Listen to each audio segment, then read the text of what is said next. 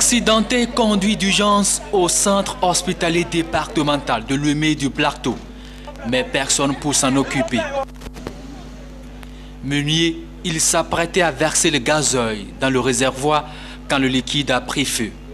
Brûlé sur une bonne partie de son corps, ses parents l'ont acheminé vers ce centre de référence.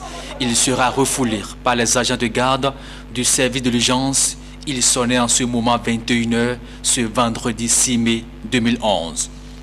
Dans le rang des populations témoins des faits, c'était la stupéfaction. Ce que je suis venu constater au CH2 ce soir, c'est très déplorable. Un malade du genre, ne pas l'admettre et le renvoyer, le sortir de la maison, vraiment c'est non-assistance à personne en danger. Et ces gens de cas, si le procureur est en train de visualiser ce que vous passez, elle doit tout de suite prendre des mesures contre les autorités du CHDO. Parce que ça c'est déplorable, c'est grave ça. C'est grave, c'est envoyer le monsieur à l'au-delà. Ce n'est pas normal. On le fait rentrer, on ne l'admet pas, on le ressort, on le fout par terre. Hein? On le fout par terre. Des médecins sont venus voir. Je dis c'est extrêmement dangereux. Et ces gens d'autorité, que ce soit le médecin de garde ou les spécialistes qui sont de garde, tout le personnel de garde ce soir, doivent être sanctionnés rigoureusement à la loi. Aucun soin primaire, rien pour mettre en confiance les parents du blessé. Pire, le responsable du service, approché pour des explications, se permet de narguer tout le monde.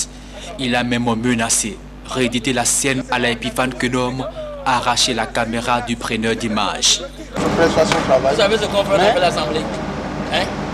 Vous savez ce qu'on fait avec l'Assemblée? Votre appareil se trouvera dehors tout à l'heure.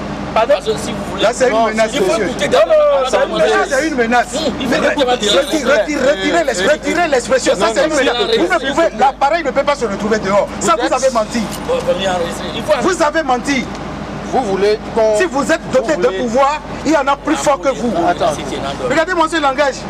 Que se passe-t-il réellement au CHDOP? On a comme impression qu'il n'a plus d'autorité, qu'il n'a plus de respect de la personne humaine. Ils ont pourtant prêté serment pour sauver des vies humaines. Le CHDOP serait devenu un mouroir. Chacun dicte sa loi et on se cache derrière le prétexte que le matériel de travail est vétuste. Face à cette dégradation des choses, personne ne réagit. Les autorités font la sourde oreille. On veut préserver son poste de responsabilité. Les travailleurs, d'ici là, vont recommencer avec les grèves. On réclame des choses, mais on oublie de s'autodiscipliner. La conscience professionnelle a déserté le forum.